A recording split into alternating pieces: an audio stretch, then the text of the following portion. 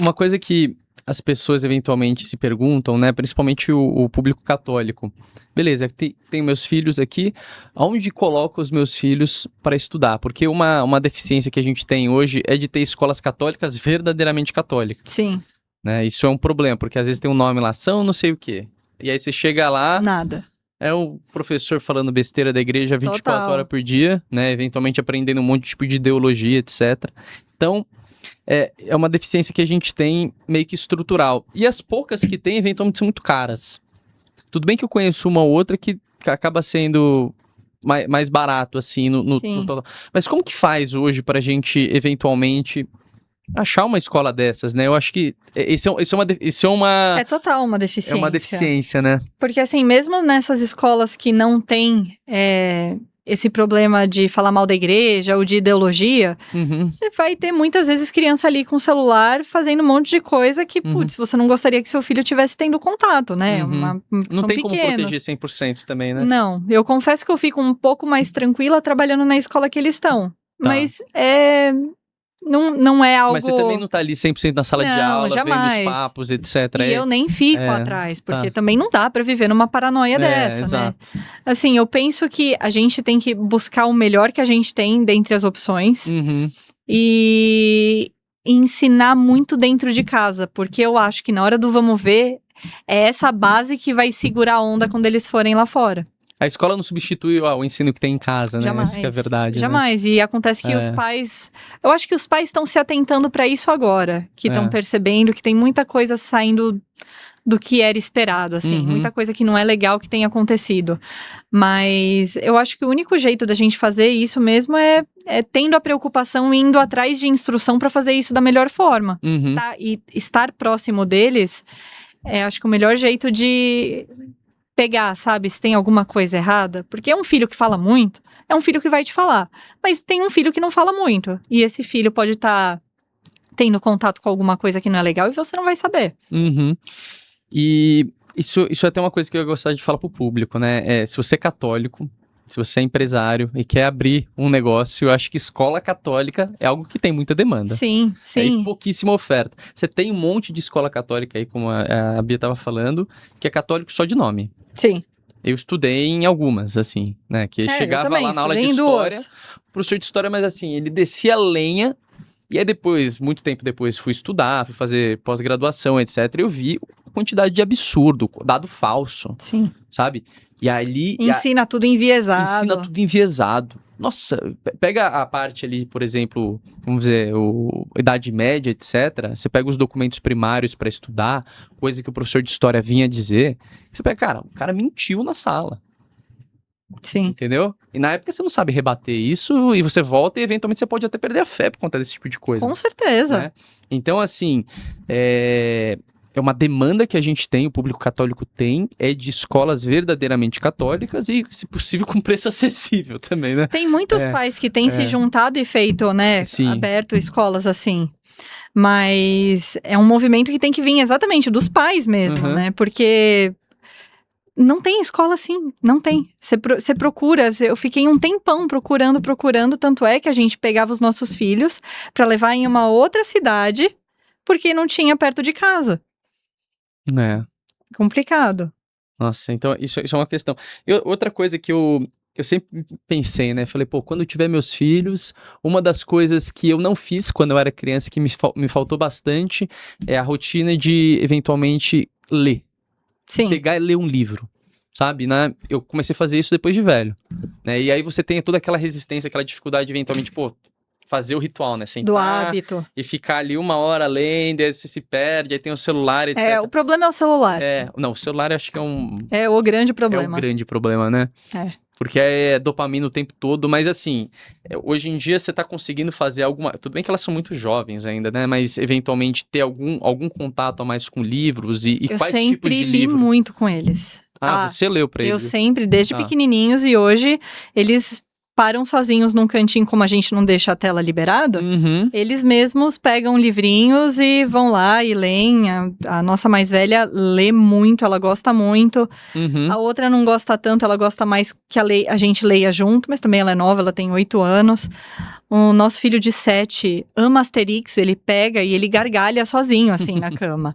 Então, eu tenho feito menos do que eu gostaria, mas sempre fiz, e vejo que a gente colhe os frutos disso. Eles me vendo ler também, às vezes eles deitam do meu lado para ler junto. E o que hoje em dia eu não tô conseguindo ler, porque agora eu tô trabalhando e a vida tá um pouco mais corrida, pelo menos os menores que não me têm lendo tanto quanto eu lia antes, porque antes eu lia muito mesmo para eles. Eles veem a gente lendo o tempo todo, então eu percebo neles o movimento de pegar o livro e pedir para ler. Porque eles querem participar também. Então, acho assim, se de alguma forma você dá o exemplo, vai chegar no filho. Chega. Tá. Às vezes não da mesma forma como chegou no primeiro, porque a dinâmica muda conforme a quantidade de filho e a realidade que você tá vivendo, mas chega. Hoje você abriu um Instagram, né? Justamente para mostrar um pouco da rotina, para eventualmente... É uma forma de apostolado, né? Fala assim, bom, se eu conseguir, o pessoal consegue também. Com certeza, porque, por exemplo, eu sempre vivi muito de um jeito já encaminhado para seguir a igreja, mas eu não tinha base. Tá. E foi difícil para mim mesmo assim. E eu percebo que as pessoas hoje não têm nem isso. Então, é por isso que vem tanta crítica. Mas você é louca? Faz não sei quantos anos que eu não durmo. Nossa, mas pra quê? Como que você faz? Gente, você não fica louca? Se você não fica nervosa... Gente, eu fico nervosa. Mas... tem formas e formas, tem isso que me segura, eu aprendi desse jeito. Eu tô tentando mostrar sem ser de um jeito chato, porque eu acho que tem muita gente que tem resistência com a igreja e com a doutrina. E isso é uma pena, porque é isso que faz a diferença na vida da pessoa. Só que se você passa isso de um jeito chato, afasta. E eu tô tentando mostrar que dá pra ser mais leve. Tanto o processo de criar os filhos, quanto estar próximo à igreja mesmo. Né? Não, isso é excelente. E hoje no seu Instagram você tem falado qual que tem sido, vamos dizer assim, a dúvida recorrente, os temas recorrentes que você tem tratado? A maior parte é birra, é sono, é rotina. Segue um mesmo padrão. E aí eu tô tentando responder a mesma coisa de algumas formas diferentes para as pessoas começarem a ligar os pontinhos, sabe? Porque também não quero pegar e começar a dar uma aula. Eu acho que vai ficar chato, não é o meu jeito. Então, eu tô mostrando como eu faço e por que eu faço. E tô mostrando da minha forma leve, porque eu realmente vivo assim. Por mais que eu tenha meus momentos que acontece alguma coisa e a gente fica um pouco abalada. Com 7 filhos, a vida tem que voltar mais rápido pro lugar, sabe? E Deus é tão perfeito, e a gente foi tão feito para ter tantos filhos, que quando a gente tá nesse momento de ter tantos filhos, você, sem perceber, você vive da forma que você precisa viver, com o foco no que importa, sabe? Pra ir pro céu mesmo. Assim, você tem tanto filho, você não vai ficar perdendo tempo brigando com seu marido. Você não tem tempo. Não dá. Sabe? Tem coisa mais importante. Como que eu vou acalmar essas crianças? Tudo te volta para um mesmo lugar, sabe? Então, faz toda a diferença. Eu tô tentando mostrar isso pras pessoas no perfil. E acho que isso é uma questão interessante que você tocou, né? A finalidade da sua vocação. Né? A vocação é um chamado de Deus casado com a sua circunstância do dia a dia. Então, você está casada, você tem a vocação para ser mãe, você tem efetivamente os filhos. Mas a finalidade dessa vocação, segundo o catolicismo, segundo a doutrina de Cristo, é o céu. Ou seja, levar você, o seu marido e os seus filhos para o céu. Com certeza. Você acha que talvez a frustração de muitas pessoas em ter essa resistência de ter filhos é uma falta dessa visão metafísica, é a falta da finalidade? O que você acha que está acontecendo, o pessoal ter tanta resistência e às vezes ódio? Eu vejo uns comentários, não no seu perfil, mas naqueles perfis tipo, de milhões, que a pessoa tem, sei lá, 10, 12 filhos, é gente xingando. Assim, parece que você bateu na mãe da pessoa. Mas é porque, assim, eu acho que são algumas coisas. Eu acho que você é educado pra pensar em você hoje em dia, né? Tudo que não te faz bem, não. Então, se isso daí tá te deixando triste, toca fora. Não, isso te deixa nervoso, não. Então, você tem que pensar em você, você tem que pensar em ser feliz. Concordo, a gente tem que ser feliz mesmo. Eu acho que a gente não veio no mundo só pra ir pro céu. A gente tem que ser feliz aqui também e a gente vai pro céu. Mas assim, eu acho que os filhos, eles escancaram muita coisa pra gente. Então, primeiro que você não é mais o que mais importa. Quando você percebe que você não é o foco, isso já é incômodo, porque você foi criado para ser o foco da sua vida. E aí você já começa a ficar com uma resistência. Então, esse filho que te faz não mais ser o foco, ele escancara também tudo de defeito que você tem. Toda a falta de paciência que você tem, toda a preguiça que você tem de fazer as coisas, todo sofrimento que você coloca para fazer alguma coisa. Se você colocar, esse filho vai te copiar ou ele não vai aceitar.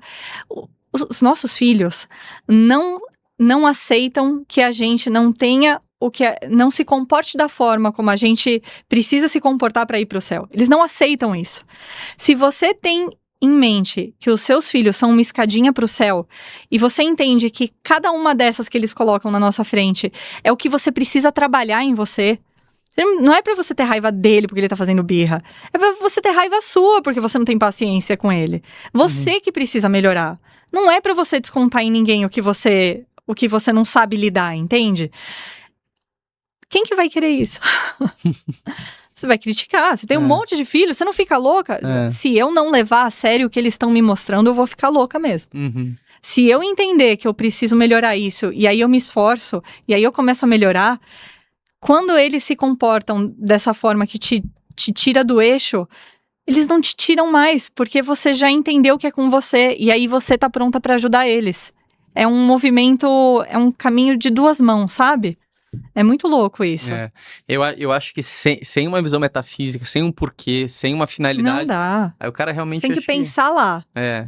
Frankl fala, né, que você tem que mirar o mais alto possível e você não vai conseguir chegar lá, mas pelo menos você foi o mais alto que você pôde, entende? Porque eu acho que no final, até pros nossos filhos é isso que importa. A gente vai errar, a gente não tem uma receita própria de cada filho, como criar cada filho dentro de cada circunstância. Mas eu acho que pro nosso filho o que importa é exatamente isso. É que a gente faça o melhor que a gente pode. Né? E aí, pra gente fazer o melhor que a gente pode, a gente tem que ter a meta mais alta possível, que é o céu. Olha só. Eu acho. E aí, gostou desse corte? Então, se você quer assistir o programa inteiro, clique aqui.